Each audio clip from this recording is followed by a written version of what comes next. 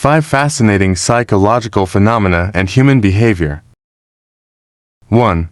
The Stroop Effect. Interference in reaction time when words are printed in incongruent colors. The Stroop Effect is a well-known psychological phenomenon named after John Ridley Stroop, who originally published his research on it in 1935. Stroop had participants read words that denoted colors like red, green, blue, while the ink colors either matched the word's meaning, congruent condition, or didn't, incongruent condition. The key finding was that people took longer to respond when the meaning of the word conflicts with the font color that must be named.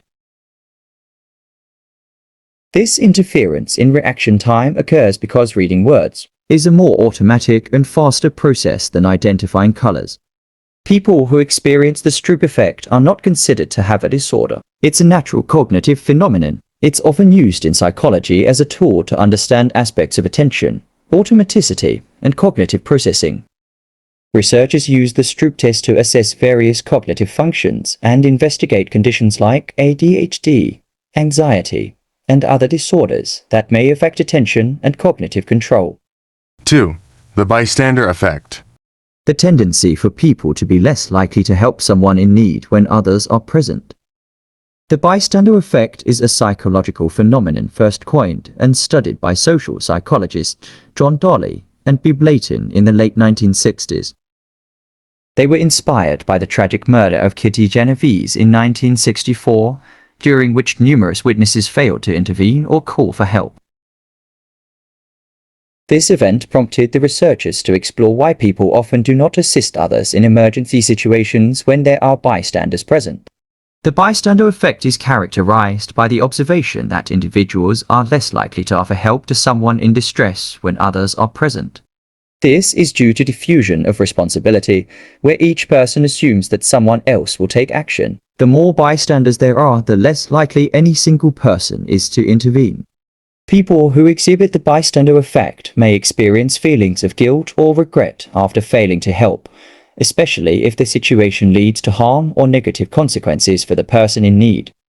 Overcoming this effect often involves raising awareness, encouraging personal responsibility, and promoting a culture of helping others in emergencies.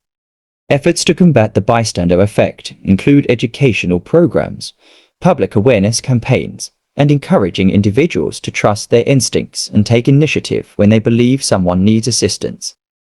3. The Spotlight Effect. The belief that others are paying more attention to you than they actually are. The spotlight effect, a psychological concept, emerged in 1999 through the research of psychologists Thomas Gilovich and Kenneth Savitsky.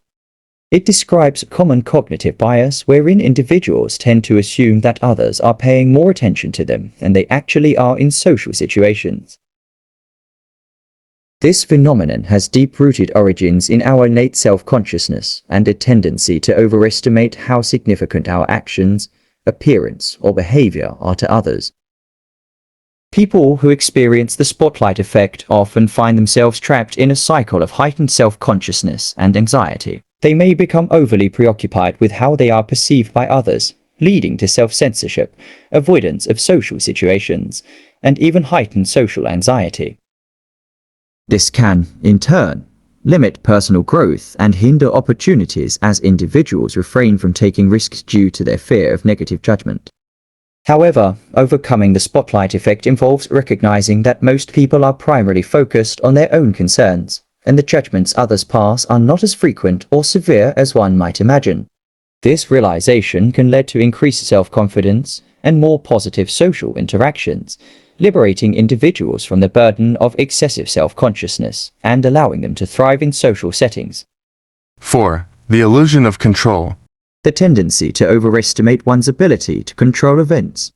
The illusion of control is a fascinating cognitive bias that has garnered significant attention in the field of psychology over the years. It was first formally introduced and extensively researched by psychologist Ellen Langer in the late 1970s. This bias represents the human tendency to overestimate their ability to influence or control events, even in situations where the outcome is largely determined by chance, randomness, or external factors. This effect can be traced back to our fundamental human need for a sense of agency and mastery over our environment. It often manifests in various aspects of life, from gambling and investing to personal relationships and career choices. People experiencing the illusion of control tend to believe that they possess a unique ability to steer outcomes in their favor, which can result in overconfidence. Individuals who consistently exhibit the illusion of control may face several consequences. They might engage in excessive risk-taking behavior, believing that they can manipulate situations to their advantage. In financial contexts, this can lead to substantial losses. Moreover, those prone to this bias may find it challenging to cope with situations beyond their control, leading to increased anxiety and stress. Accepting the limitations of one's influence is crucial for making more informed, balanced decisions and adapting to the unpredictability of life. Overcoming this bias involves developing self-awareness, practicing mindfulness, and learning to differentiate between situations where you can genuinely exert control and those where you should let go and accept the uncertainty. 5. The placebo effect. Belief in a treatment's effectiveness can lead to real improvements. The placebo effect is a fascinating phenomenon where individuals experience real improvements in their health or well-being after receiving a treatment that has no active therapeutic component, simply because they believe it will work. This effect has a long history, dating back to ancient times when sham remedies and rituals were used to heal various ailments. However, the modern understanding of the placebo effect began to emerge in the mid-20th century with the work of researchers like Henry Beecher. Henry Beecher, a medical doctor, played a pivotal role in studying the placebo effect during World War II, when he observed that wounded soldiers often reported pain relief after receiving a placebo, such as saline injections. This observation marked a turning point in the scientific exploration of the phenomenon. Since then, research has delved deeper into understanding the psychological and physiological mechanisms underlying the placebo effect. When individuals experience the placebo effect, they can indeed see tangible improvements in their condition. This can include pain relief, reduced anxiety, improved mood, and sometimes even measurable physiological changes. This occurs because the brain's belief in the treatment triggers the release of endorphins, dopamine, and other neurochemicals that contribute to a sense of well-being.